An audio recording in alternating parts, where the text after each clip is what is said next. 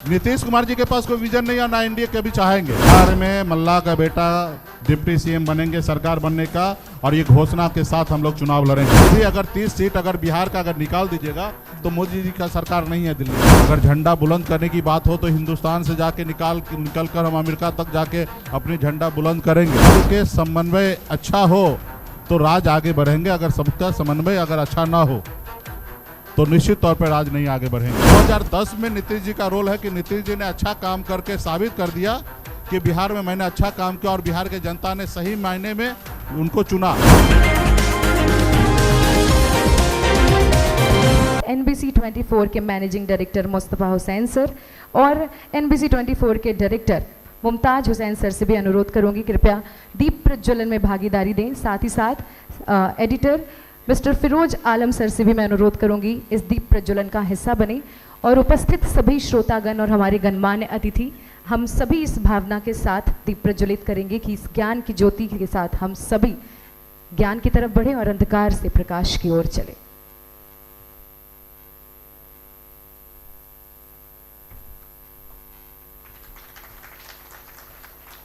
भविष्य के बारे में, बिहार के आने वाले भविष्य के बारे में, चुनाव के बारे में, रोजगार, स्वास्थ्य, शिक्षा के बारे में बात करेंगे। और इस मंच के माध्यम से हम ना सिर्फ नेताओं की बात सुनेंगे बल्कि पूरी कोशिश करेंगे कि बिहार के भविष्य की झलक आप तक पहुंचाएं और दिखाएं। चलिए शुरुआत करने के लिए मैं मंच पे NBC 24 से Miss Mansi and Mister Rakesh ji को मंच पे आमंत्रित करती हूं, जिनके साथ हम आज के इस संवाद को आगे बढ़ाएंगे। हमारे बीच उपस्थित हैं VIP पार्टी के अध्यक्ष माननीय मुकेश सहनी जी। इसमें जो कुछ हो रहा है, मुझे लगता है कि हमारे पूर्वज जहां पे भी होंगे हमें देखते होंगे, उनको बहुत तकलीफ बैठता होगा कि हमने कैसे भारत को, कैसे हम सभी जाति धर्म को साथ रहकर इस देश को बनाया, और आज हमारे ही लोग आपस में बंटवारा करने की बात कर रहे हैं। देश में किस तरीके से सत्ता में जमे रहना है, इसके लिए राजनीति को बाजारीकरण कर रहे हैं। गरीब, पिछड़ा, दलित के हक किस तरीके से छीना जा रहा है। तो ये हमारे पूर्वज जहाँ भी होंगे वहाँ से देखते होंगे तो उनको बहुत तकलीफ होता होगा। फिलहाल तो हम कहेंगे कि हमारा जो विरासत है वो धीरे धीरे सभी लोग का जवाबदेही है कि इसको आगे बढ़ाना, और सब लोग कहीं कम और कहीं ज़्यादा आगे बढ़ रहे हैं। लेकिन बिहार को जितना आगे बढ़ना चाहिए उतना बिहार आगे नहीं बढ़ पा रहा है। अगर आज़ादी के समय में अगर देखेंगे तो इस भारत में यूपी, बिहार का एक अपना वजूद हुआ करता था, लेकिन आज हमारा वजूद कहाँ है? 28 नंबर पे हम हैं। हम जहाँ 1 से लेके 5 नंबर पे हमारा बिहार का वजूद था, वो 28 नंबर पे है।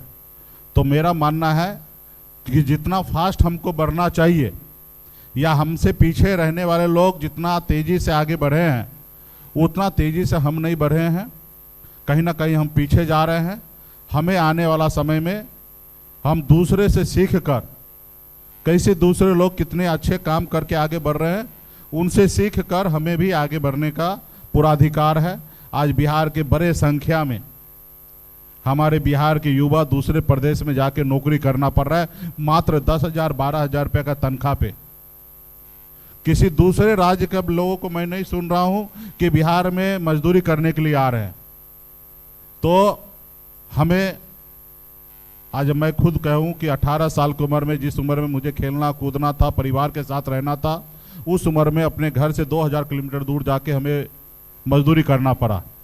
हम नहीं चाहेंगे कि हमारे आने वाला पीढ़ी घर परिवार, अपने माँ बाप, अपने रिश्तेदार को छोड़कर दूसरे राज्य में जाके मामूली सी मजदूरी करने के लिए जाना पड़े। ठीक है, बिजनेस करने के लिए जाना है। अगर झंडा बुलंद करने की बात हो तो हिंदुस्तान से जाके निकल कर हम अमेरिका तक जाके अपनी झंडा बुलंद करेंगे।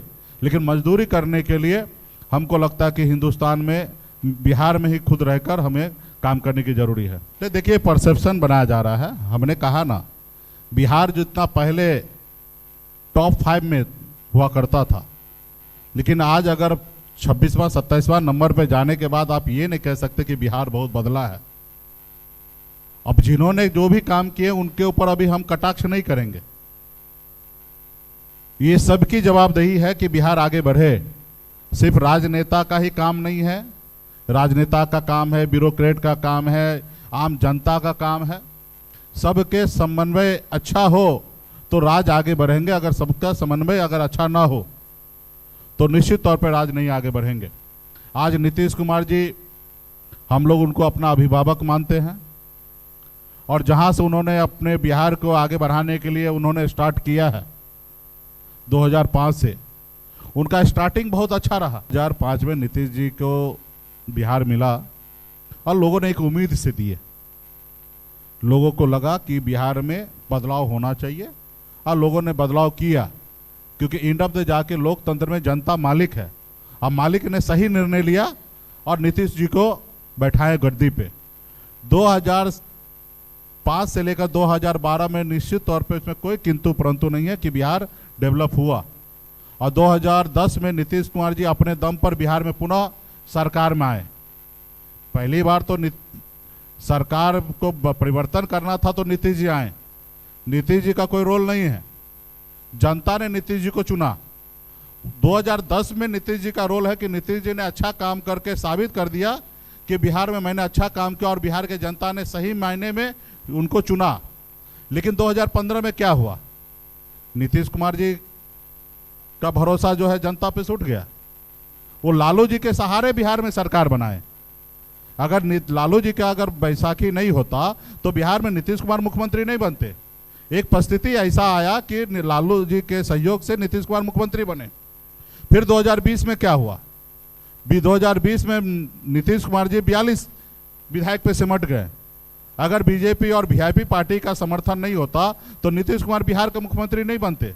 एक परिस्थिति ऐसा बना कि मुख्यमंत्री नीतीश कुमार जी बने।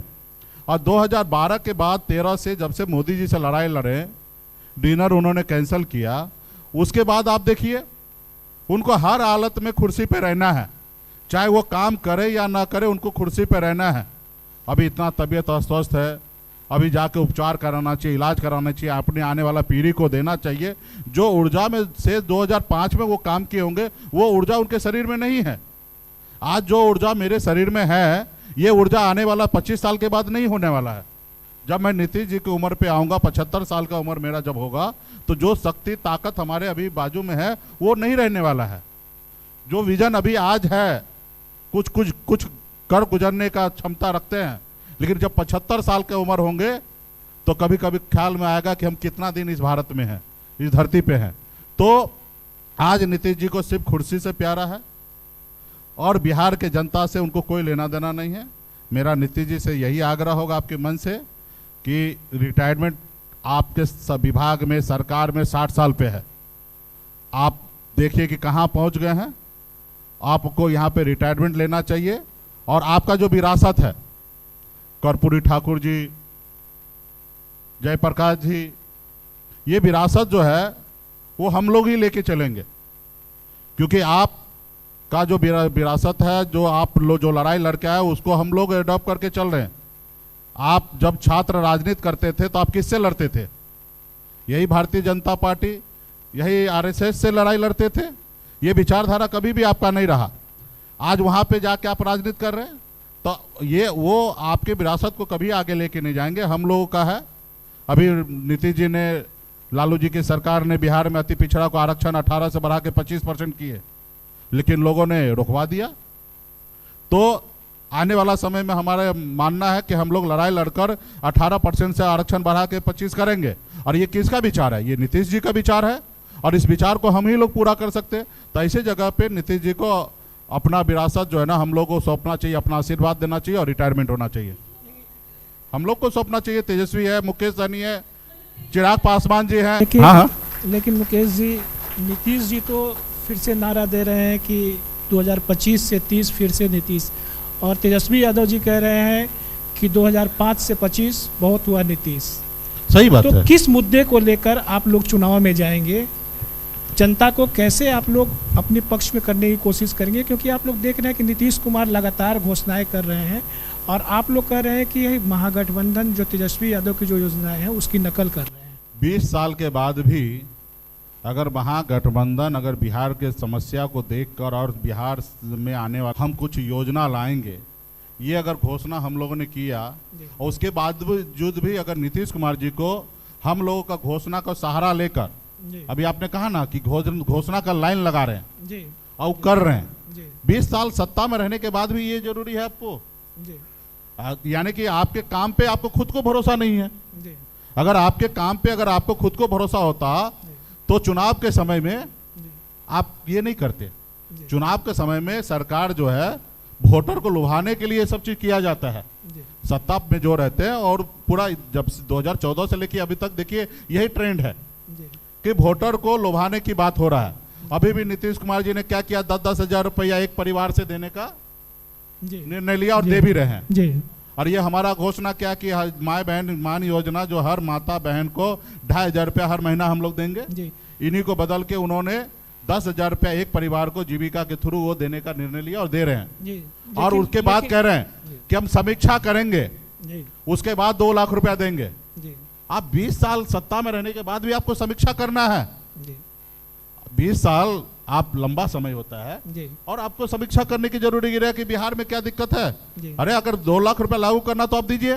जी इससे पहले आपने जाति आधारित गणना आपने कराया बिहार में, जी और उसके लिए आपने क्या किया था कि हम देखेंगे बिहार में किस तरीके से लोग हैं, उनको उत्थान लाने के लिए हम लोग, क्योंकि जाति आधारित गणना करने का नहीं था, उनको सर्वे करने का नाम देकर उन्होंने 96 लाख लोगों को करीब माना गया जी और उनको 2 लाख रुपया देने की बात जी। खास करके नीतीश जी ने किया।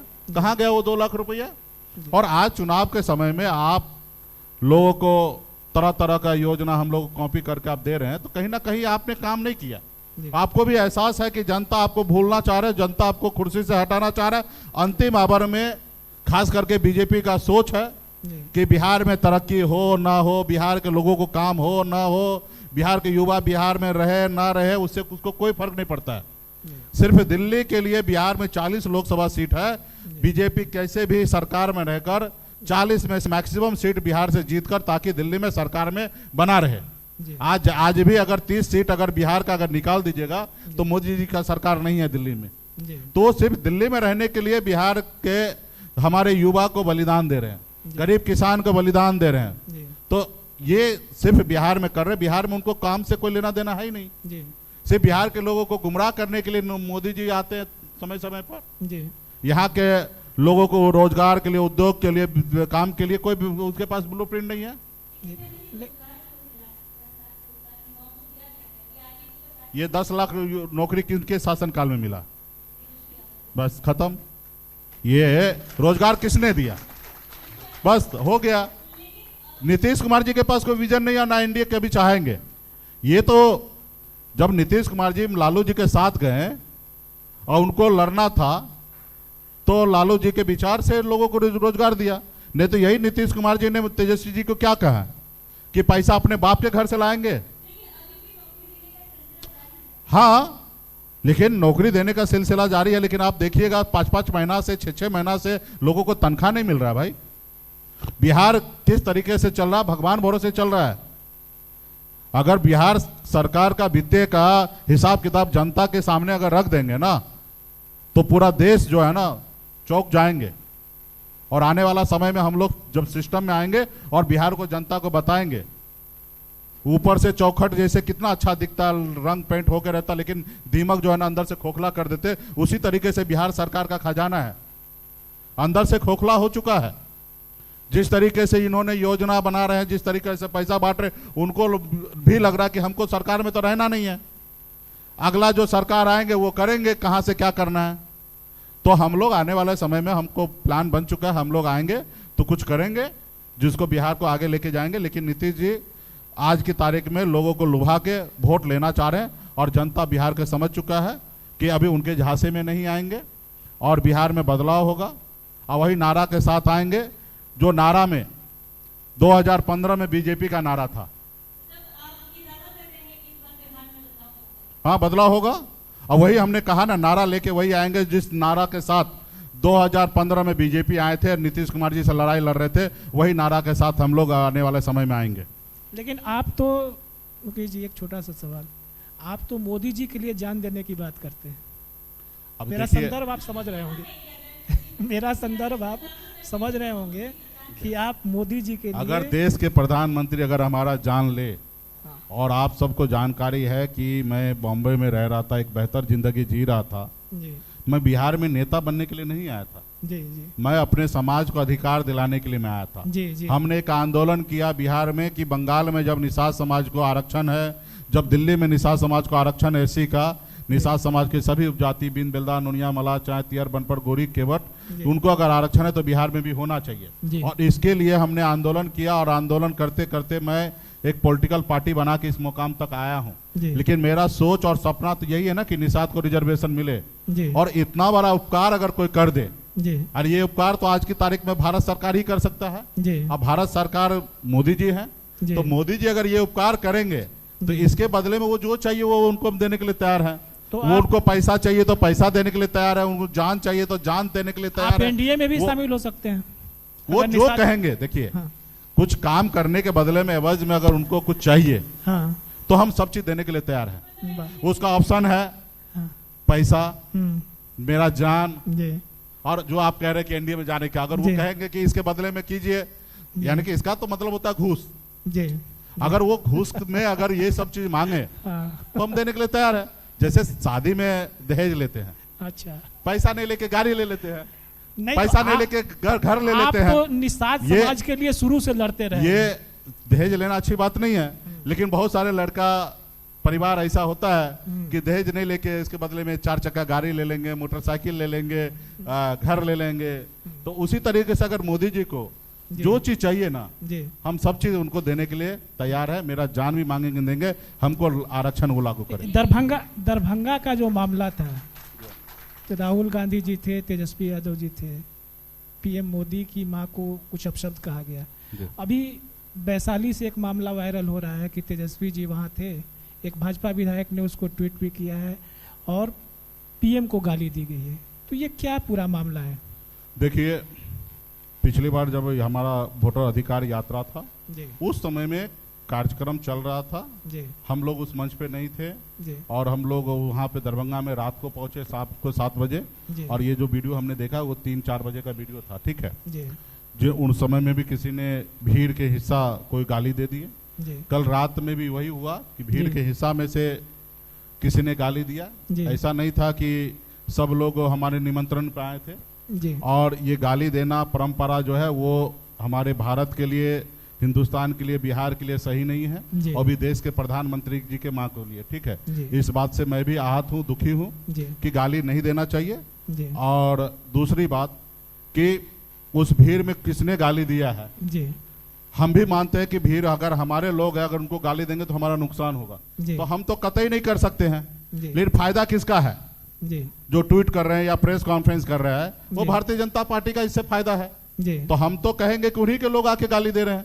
जी अब पिछली बार जो साबित भी हुआ कि भारतीय जनता पार्टी के वर्कर थे, उन्होंने गाली दिया है, जी और इस बार भी उस भीड़ में किसने दिया है जी वो मुझे नहीं मालूम है, लेकिन मैं तो कहूंगा कि उन्हीं के लोग दिए जी। हैं। और देश में उनकी सरकार है, राज्य में भी इंडिया का एनडीए का सरकार है। जी। भाई उनको पकड़िए, उन पे कार्रवाई कीजिए, उस पर हम पे क्यों आरोप लगा रहे भाई? जी हमने थोड़े अपने मुंह से, आपने देखिए तेजस्वी जी भाषण दे रहे हैं, उस बीच में अगर बीच में से क्या किए हैं और वीडियो शूट किए हैं, तो यानी कि ये कोई प्लानिंग से किए हैं। जी जिन्होंने भी किया वो प्लानिंग से किया, और प्लानिंग से कर रहे हैं, तो ये तो मोदी जी को सोचने की आवश्यकता है, उसको इसमें फायदा नजर आ रहे हैं, जी तो वो जांच करे।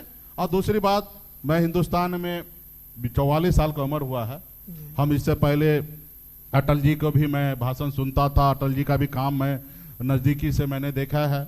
उसके बाद हम मनमोहन सिंह के समय भी हमने काम को देखा है, लेकिन आज तक हमने किसी प्रधानमंत्री की मां को गाली देते हुए सुना नहीं है। जी आज अगर मोदी जी की मां को कोई गाली दे रहे हैं, जी। तो इसमें सबसे पहले मोदी जी को भी समझने की आवश्यकता है कि उनके देश के नागरिक, जी जो लोग उनसे प्यार करते थे, मोहब्बत करते थे, और उनको देश में 2014 में सरकार में लाए, जी आज उन्होंने क्या ऐसा कर दिया कि देश के नागरिक जी उनको गाली दे रहे हैं? जी ये सरासर गलत है, और इसका मैं समर्थन कभी भी नहीं कर सकता हूं। ये गलत है, जो लोगों ने किया उनके ऊपर कार्रवाई होना चाहिए, उनको जेल में डालना चाहिए। जी लेकिन देश का माहौल तो खराब हो रहा है ना, जी तो ये माहौल खराब नहीं होना चाहिए। इसलिए हमने कहा ना कि हमारे पूर्वज ने देश को आजादी दिलाई इसलिए नहीं कि देश के राजनेता के लोगों को गाली दिया जाए। जी तो आने वाला समय में देश के राजनेता अगर अच्छे काम नहीं करेंगे जी तो इससे भी भयानक स्थिति आएंगे। जी अभी आपने हाल फिलहाल में देखा ना नेपाल में क्या स्थिति आया। ऐसी स्थिति अगर सरकार में रहकर नेता अगर अच्छे काम ना करे, ये स्थिति आपके देश में भी आ सकता है। अच्छा ये गाली तो बहुत छोटा सा चीज है, इससे बड़ा चीज होगा। आप देखिए श्रीलंका में क्या हुआ। तो हमको लोकतंत्र को बचा के रखना है और सब आदमी संविधान को माने। जो लोग गुनाह करेंगे, गुनहगार हैं, उनको जेल हो। आज मोदी जी का क्या चल रहा है, जहां मर्जी होता है वहां पे ईडी सीबीआई को ऐसे उपयोग करते हैं। अब बताइए 96% जो सत्ता में नहीं है, विपक्ष में वही गुनहगार है। यानी कि सत्ता में रहने के बाद गुनहगार होता है, ये बात तो सब कंफर्म है। यानी कि 96% लोगों के पास ईडी सीबीआई का अगर केस बन रहा है क्योंकि वो पहले सत्ता में थे, इसलिए उसके ऊपर आज केस वो लोग कर रहे हैं। लेकिन आज जो 11 साल से जो सत्ता में है, क्या वो सत्ता में रह के गुनाह नहीं कर रहे? तो उनके ऊपर केस क्यों नहीं हो रहा है? आज बताइए, ये स्कीम कभी आपने सुना था कि चंदा लो धंधा दो? हमने जब मैं भी मंत्री बना था 2020 में, जिनको हम लोग विभाग से कोई काम जा रहा है उनके साथ हमको बैठना भी नहीं है। हम उस समय में अपने आप को इतना सेटल किया कि उनसे हमको मिलना क्यों है, वो अपना काम करे। विभाग से कुछ समस्या है तो विभाग से जाके बात करे, उनका चाय भी नहीं पीना है। ये तो सरासर सीधा 200 करोड़ रुपया चंदा, 1,000 करोड़, मतलब 12,000 करोड़ रुपया चंदा उन्होंने ले लिया। तो इस तरीके का उन्होंने देश में व्यवस्था बना दिया है कि चंदा दो धंधा लो। तो ये हमारे देश के लिए सही नहीं है और इसमें आने वाला समय में इन पे तो कार्रवाई होना चाहिए सुप्रीम कोर्ट की तरफ से। इसको तो खैर रोका गया, लेकिन कानून किसने लाया? मोदी जी नहीं लाया। तो आने वाला समय में ये देश का स्थिति सही नहीं है। दिल्ली के सरकार को सोचना है कि हमारे देश के नागरिक जो है कैसे आगे बढ़े, सबकी जरूरी को कैसे पूरा करे, और राज्य सरकार को भी सोचने की आवश्यकता है। अच्छा, एक सवाल, 1-1.5 महीने बाद चुनाव होने, आखिर कांग्रेस को क्या प्रॉब्लम है कि अभी तक सीएम फेस घोषित नहीं कर पा रही है? आखिर क्या मामला क्या है? अरे भाई, उनके पास कोई प्रॉब्लम नहीं है। कांग्रेस पार्टी को इतना हल्के में मत लीजिए। ये देश की आजादी दिलाने वाली पार्टी है। वो रोड चलते हुए कोई पार्टी नहीं है कि कुछ भी कभी भी खड़ा हो के बोलेंगे। कांग्रेस पार्टी 2020 में भी तेजस्वी जी के नेतृत्व में ही बिहार में चुनाव लड़ा गया और 2025 में भी तेजस्वी जी के ही नेतृत्व में चुनाव लड़ा जाएगा। लेकिन सब चीज का एक समय होता है। महागठबंधन का अभी प्रेस कॉन्फ्रेंस होगा, उसमें बोला जाएगा। ये कब तक हम उम्मीद करें कि ये घोषणा हो जाएगी कि तेजस्वी यादव जी सीएम होंगे, उनके फेस पे महागठबंधन? मुझे लगता है कि मैं मानता हूं कि लेट हो चुका है जी। अभी एक दिन भी इसमें लेट करना मतलब हमारे लिए सही नहीं है। हम जितना जल्दी हो उतना जल्दी हम लोग कर दें, क्योंकि आप जान रहे हैं कि दशहरा स्टार्ट होना है जी। और मुझे लगता है कि 3 तारीख के बाद कभी भी जी राज्य में आचार संहिता लागू हो जाएगा जी। अगर पिछली बार की अगर बात करें तो पिछली बार 25 तारीख को ही लग गया था जी। और उससे पहले 2005 में जाइएगा तो 6 तारीख को ही लग गया था 15 में जी। तो ऑलरेडी आगे आ चुके हैं सिर्फ त्योहार को लेके। और मुझे लगता है कि कभी भी राज्य में आचार संहिता लागू हो जाएंगे। तो मुझे लगता है कि महागठबंधन का जितना जल्दी हो जी। अभी तेजस्वी जी यात्रा पे निकल गए थे, कल ही वो यात्रा से लौटे हैं और जितना जल्दी होगा उतना जल्दी हम लोग सीट शेयरिंग का फॉर्मूला आपके बीच में ला देंगे और बिहार में आगे किसके नाम पे बिहार में चुनाव होंगे, सीएम कौन होंगे, डिप्टी सीएम कौन होंगे, इसके चर्चा आप लोगों के बीच में हम लोग बहुत जल्दी रख देंगे। अच्छा, अभी राहुल गांधी जी की यात्रा तुरंत खत्म हुई, तेजस्वी जी को क्या जरूरत पड़ गई उसके बाद तुरंत अकेले यात्रा निकालने की? और भाई देखिए, यात्रा निकालने से नुकसान क्या है? अगर हमारे गठबंधन के कोई सहयोगी दल कोई पार्टी गठबंधन में रहकर या बाहर जाकर अपने अपने पार्टी को मजबूत कर रहे हैं तो इससे तो गठबंधन स्ट्रांग हो रहा है। तो इससे पहले हमारा वोटर अधिकार यात्रा था, अभी तेजस्वी जी का अपना पार्टी है, वो हमसे थोड़े पूछ के यात्रा निकालेंगे। उनका अपना पार्टी चलाने का उनका अपना रोड मैप है और लंबा समय से पार्टी है और वो अपना यात्रा कर रहे हैं। अच्छी बात है, इससे इसका फायदा तो बीजेपी को थोड़े होना है या नीतीश जी को थोड़े होना है, ये महागठबंधन का फायदा होना है, इंडिया ब्लॉक को फायदा होना है, इसमें वीआईपी पार्टी का फायदा होना है, कांग्रेस पार्टी का लेफ्ट को फायदा होना है। तो अच्छी बात है। अभी हमारे पास समय नहीं तो मैं भी निकाल लेता यात्रा। अभी बहुत सारा काम है इसलिए हम नहीं निकाल पा रहे हैं, क्योंकि अभी वही 1 to 1 करके सब खत्म करना है। तो नहीं तो हमारा भी यात्रा निकल गया रहता, क्योंकि हम भी कुछ जिला जो है जहाँ पे हमारा आधार वोट है, कोर वोट है, क्योंकि हम राहुल जी के साथ यात्रा जो किए वो हमने सासाराम से स्टार्ट करके और चारों साइड के बॉर्डर एरिया को हमने कवर किया है। लेकिन हमारा जो मजबूत जो बेल्ट है, वैशाली ले लीजिए, समस्तीपुर ले लीजिए, बेगूसराय ले लीजिए, खगड़िया ले लीजिए, सहरसा ले लीजिए, मधेपुरा लीजिए, ये हमारा जो कोर बेल्ट है मछुआरा का, फिशरमैन का, ये बेल्ट पे हम नहीं घुस पाए। तो ये बेल्ट पे हमें भी जाना था, लेकिन वो समय नहीं रहने के कारण नहीं जा पा रहे हैं, क्योंकि अभी नवरात्रि स्टार्ट हो जाना है। तो हमको सब चीज देखते हुए नहीं तो हमारा भी यात्रा आज से निकल गया रहता, लेकिन समय नहीं रहने के कारण हम लोग अभी जनता के बीच में यहाँ घोषणा होने के बाद जाएंगे। मेरे तरफ से एक और सवाल की जो सीट का जो मसला फंसा हुआ है, हाँ, क्योंकि सब जितनी महागठबंधन की पार्टियां हैं सबकी डिमांड बड़ी बड़ी है। आपकी भी बड़ी डिमांड है, उप मुख्यमंत्री की डिमांड है, 60 सीटों की डिमांड है। तो क्या आपको लगता है कि ये जो मसला है ये बहुत जल्द हल हो जाएगा और जो डिमांड है उसको पूरा कर दिया जाएगा?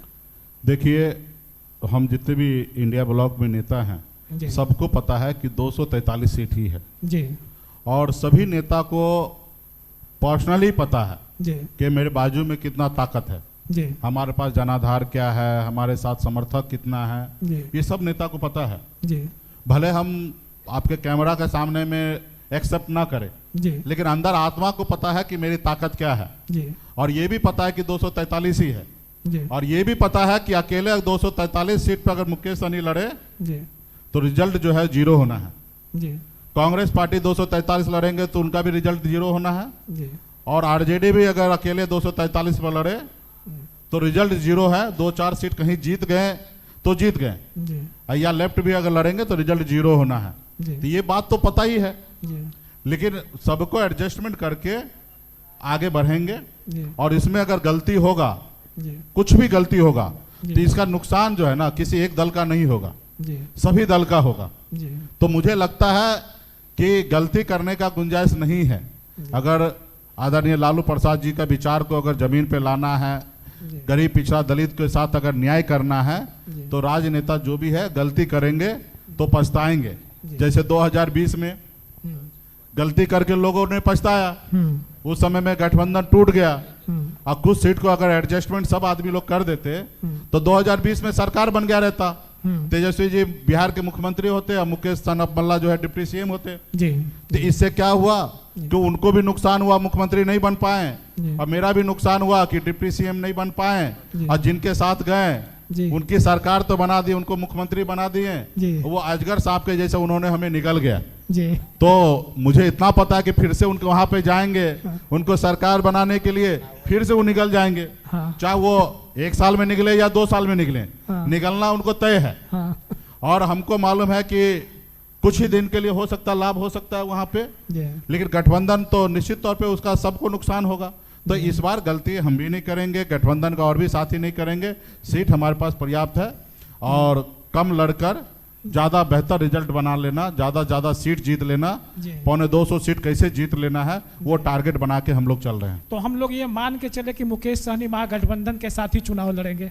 बिल्कुल ही मान लेना चाहिए, नहीं मानने का कोई बात है। और सैनी जी इस बार के चुनाव में उप मुख्यमंत्री होंगे, इस बार के चुनाव में उप मुख्यमंत्री होंगे। हाँ, ये भी मान के चलिए, इसमें इसमें कोई कॉम्प्रोमाइज नहीं है। हाँ, बिहार में मल्ला का बेटा डिप्टी सीएम बनेंगे सरकार बनने का, और ये घोषणा के साथ हम लोग चुनाव लड़ेंगे। सीट मेरे लिए मायने नहीं रखता, 2, 4, 5 सीट 10 सीट कम ज्यादा वो कोई मायने नहीं रखता है, जी, लेकिन बिहार में लीडरशिप लेकर और आगे बढ़ेंगे। जी सर, एक सवाल आपसे हमारे यहाँ के संपादक फिरोज सर करना चाह रहे हैं। सर, जैसा कि सभी लोग जानते हैं और इसमें कोई शक भी नहीं है, सन ऑफ मल्ला का नारा जो आपने दिया उसके बाद से अलग ही पहचान निषाद समाज की बनी और मल्लाहों की बनी। यही ऊर्जा थी जिसकी वजह से आप डिप्टी सीएम का लगातार दावा करते रहे। उससे पहले शायद ही कोई किसी नेता ने इस तरह की आवाज़ उठाई हो और डिप्टी सीएम तक का दावा किया हो। सवाल ये है कि अगला 5 साल में मल्लाहों के लिए लेकर क्या विज़न है मुकेश सहनी का कि इस समाज को अलग पहचान मिले और जो पिछले कई सालों में, कई वर्षों में नहीं हुआ वो हो। और दूसरा सवाल, जैसे आपने कहा कि गलती नहीं करेंगे, महागठबंधन की जो 2020 में हुआ और हमने मौर्य लॉक वाला भी जानते हैं सभी वाकया, क्या ऐसी उम्मीद की जाए फिर ऐसा कुछ नहीं होगा? 60 सीट पे बात बन जाएगी, 19 या 20 जो भी आप कह रहे हैं, क्या इस बार बात बन जाएगी या फिर कुछ वैसा ही देखने को मिल सकता है, उम्मीद रखा जा सकता है? देखिए, ताली एक हाथ से नहीं बजता है, दोनों हाथ से बजता है।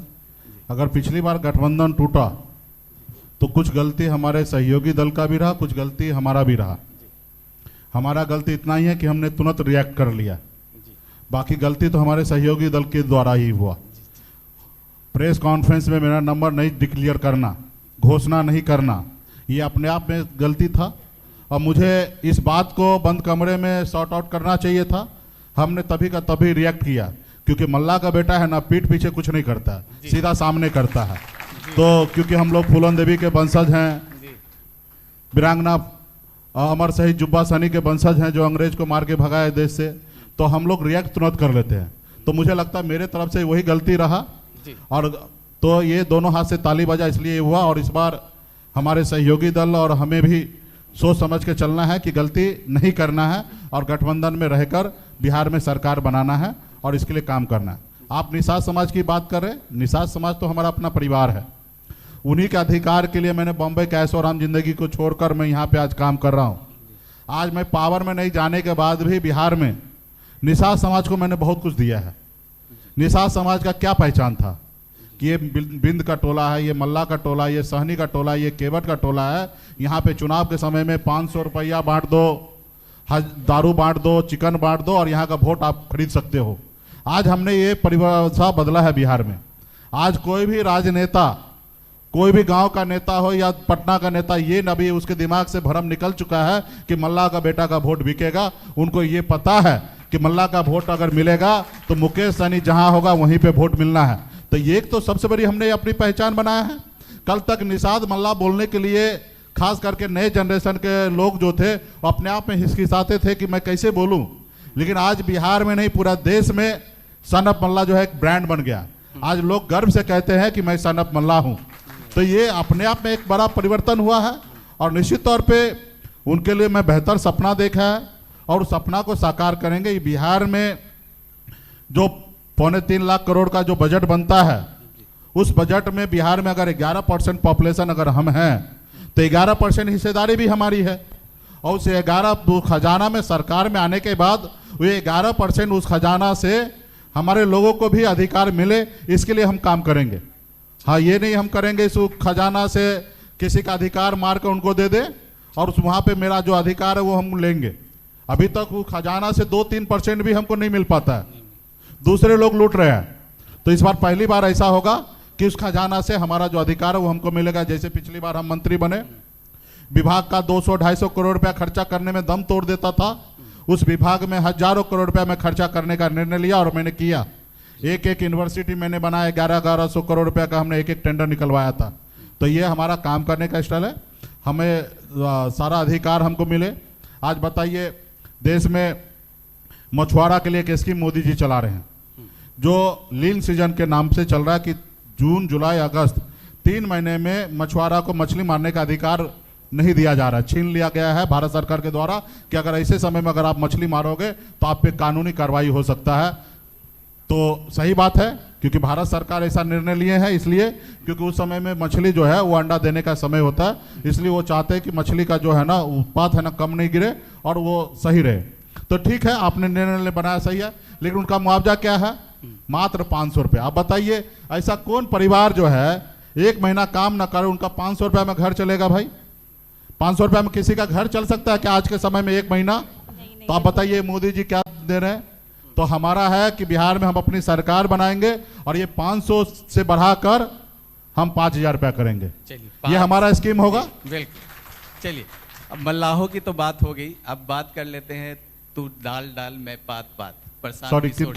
प्रशांत किशोर जी, अच्छा, वो भी दावा कर रहे हैं कि मुर्गा और जैसे आपने बोला ले लीजिए, पैसे ले लीजिए, लेकिन वोट शिक्षा के लिए दीजिए। कितना बड़ा फैक्टर आप मानते हैं प्रशांत किशोर को इस बार चुनाव में? देखिए, मुर्गा पैसा लेकर ये सब जो बात कर रहे हैं ना, पैसा पहुंचाने का काम, मुर्गा पहुंचाने का काम प्रशांत किशोर जी ही किए हैं। जैसे नीतीश कुमार जी ने क्या किया था, गांव गांव में पान के टपरी जो था ना, वहां पे भी दारू चालू करवा दिए थे। जब मैं बम्बई से जब आया मैं बिहार में 2008 में, तो हम देखे कि पान के पट्टी गुमती में भी दारू बिक रहा है। बोला ये ऐसे कब हुआ? बोला नहीं, सरकार ने चालू कर दिया है। पहले तो हम लोग देखते थे कि एक जगह होता था, वहाँ ठेका होता था, वहाँ से लोग दारू खरीदते थे, लेकिन नीतीश जी ने उसको पान पट्टी तक पहुँचा दिए थे। बाद में नीतीश जी को लगा कि हम कुछ ज़्यादा कर दिए हैं, तो बोलते ना कि 100 चूहा खा के बिल्ली चली हज करने के लिए, वही बात हुआ कि नीतीश जी को लगा कि हम बहुत कुछ कर दिए हैं, तो उन्होंने फिर उनको रोक लगाया।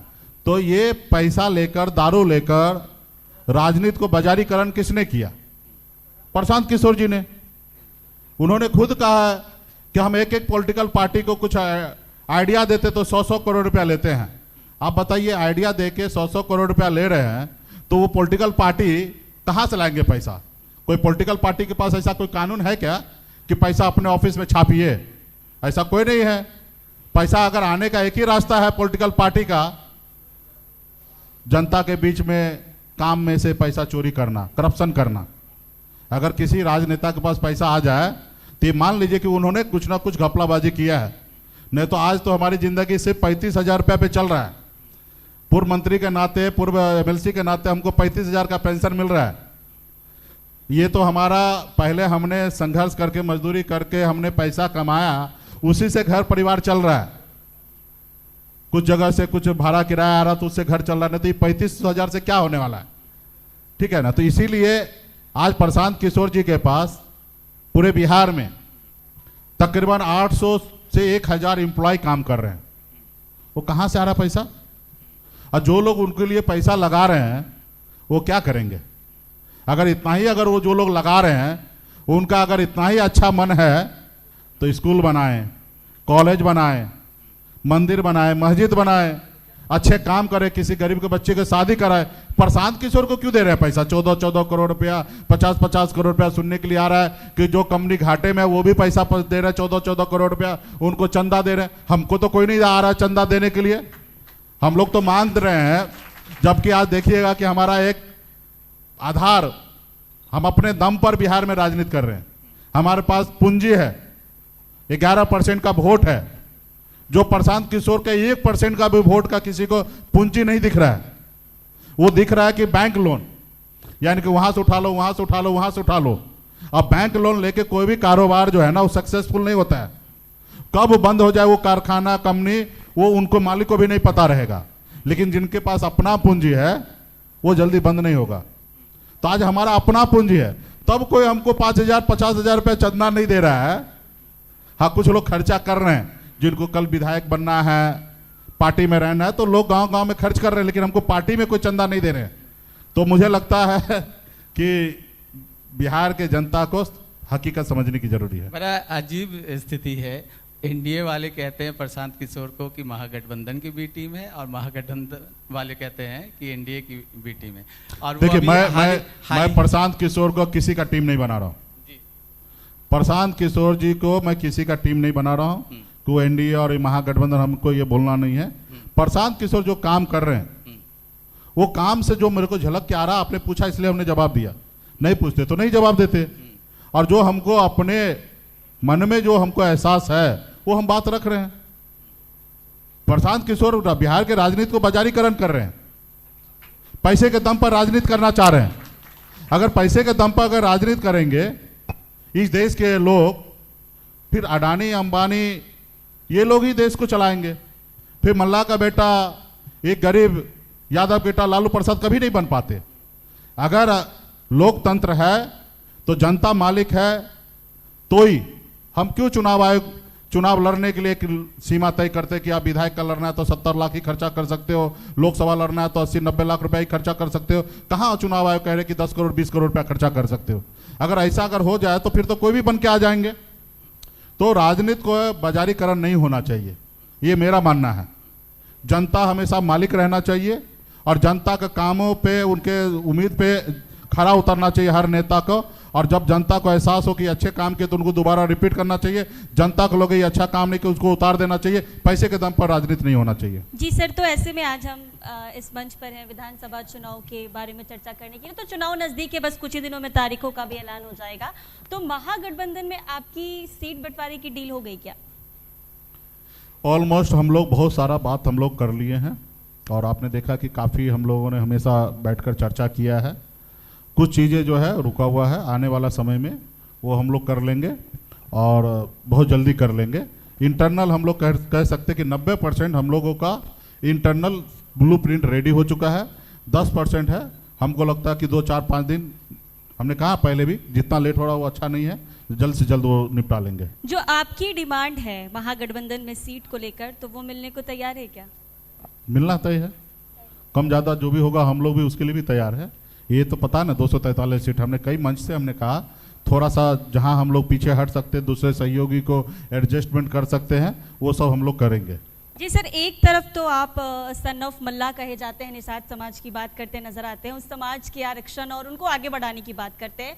तो इस बार चुनाव है और चुनाव को लेकर क्या रणनीति है? अगर महागठबंधन की बात की जाए तो किस मुद्दों के साथ आप जनता के बीच हैं इस बार? नहीं, वही मुद्दा के साथ हम जाएंगे ना कि भाई 20 साल में नीतीश कुमार जी ने काम जो भी किया है इसको आगे हम लोग बढ़ाएंगे और जो काम वो अच्छा किए उसको भी सीखेंगे, वो काम हम कंटिन्यूटी करेंगे और जो काम जरूरी नहीं है वो काम हम लोग नहीं करेंगे। क्या उनसे चूक हुआ, क्या गलती हुआ, उसको देखते हुए हम लोग वो नहीं करेंगे। आज देखिए जैसे पटना में बापू सभागार बना है, 2000 करोड़ रुपया से ऊपर का खर्च हुआ है। आज पटना में जरूरी नहीं था। म्यूजियम बनाए, हजारों करोड़ रुपया खर्च करके बनाए हैं। हमारे पास पहले से भी म्यूजियम था, हमको वो जरूरी नहीं था। हमारे पास कृष्ण मेमोरियल हॉल था, गांधी मैदान है, सभा करने के लिए, मीटिंग करने के लिए बापू सभागार जरूरी नहीं था।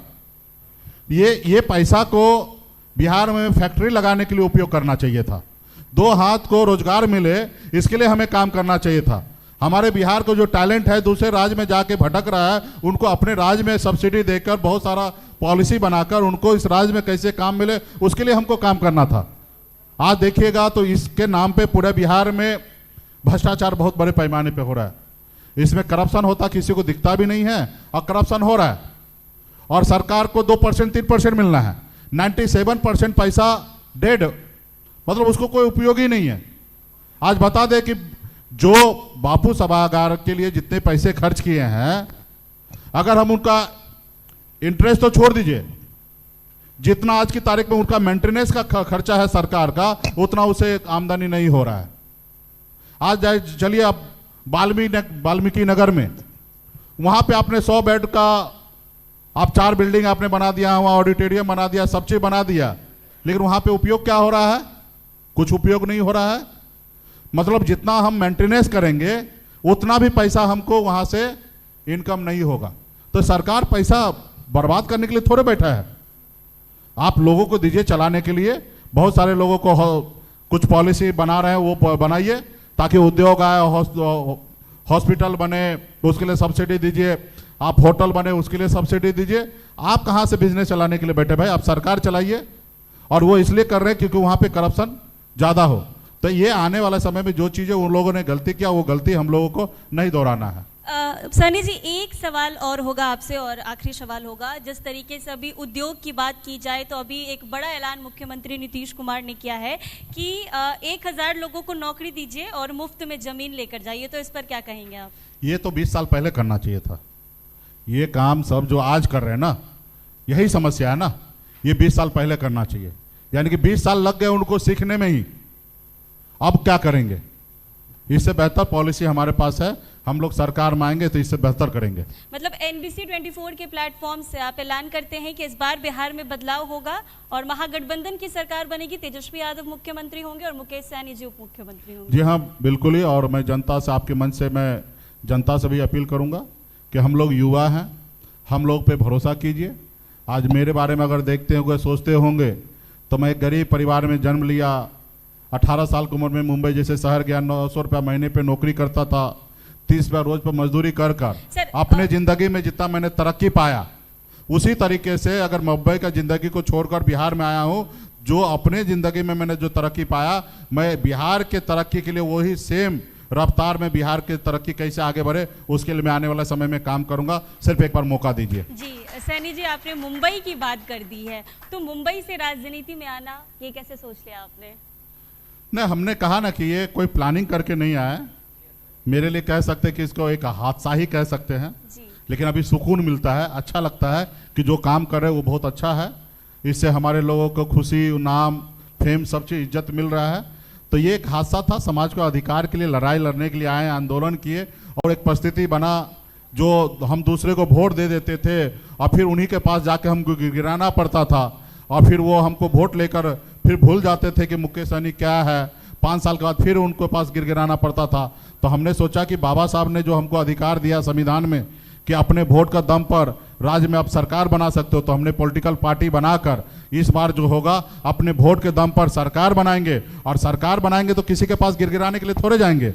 जो उचित राज्य के हित में होगा, मछुआरा के लिए होगा, सभी जाति धर्म के लिए जो अच्छे योजना होंगे उसके लिए हम लोग लागू करेंगे। किसी के सामने कटोरा लेके थोड़े जाएंगे भीख मांगने के लिए कि आप ये काम कर दीजिए। सरकार हमारा होगा और हम काम करेंगे, राज्य के हर जाति धर्म के लोगों के लिए काम करेंगे, संविधान के दायरे में रहकर काम करेंगे, लोकतंत्र मजबूत करेंगे, ये काम करेंगे। तो एक परिस्थिति बना कि हम आए हैं और अच्छा लग रहा है। चलिए, अच्छा लग रहा है और इसमें आगे भी बढ़ेंगे और आने वाले दिनों में बदलाव बिहार में होकर रहेगा। जी हाँ, जरूर। चलिए, बहुत बहुत शुक्रिया सर, हमारे NBC 24 के इस कार्यक्रम में ऐतिहासिक पल में हमारे साथ समय बिताने के लिए और बढ़ते बिहार संवरते बिहार पर चर्चा करने के लिए बहुत बहुत शुक्रिया सर। चलिए, बहुत बहुत धन्यवाद। बढ़ता बिहार जो आप कल्पना कर रहे हैं, उम्मीद कर रहे हैं, 2030 में यही स्लोगन के साथ आइएगा और देखिएगा कि नीतीश जी के नेतृत्व में जितना 2005 से लेकर 2025 तक जिन्होंने जितना काम किए, इसका 100% तो नहीं कहेंगे, लेकिन कम से कम 80% पहुंचाने का काम हम सिर्फ 5 साल में करेंगे। चलिए, और तब मैं आपका शुभकामनाएं हैं कि आपकी सरकार बने। हाँ, और तब मैं उप मुख्यमंत्री के पद पर आपका इंटरव्यू लूं। चलिए, बहुत बहुत धन्यवाद। आप कल्पना कीजिए। धन्यवाद।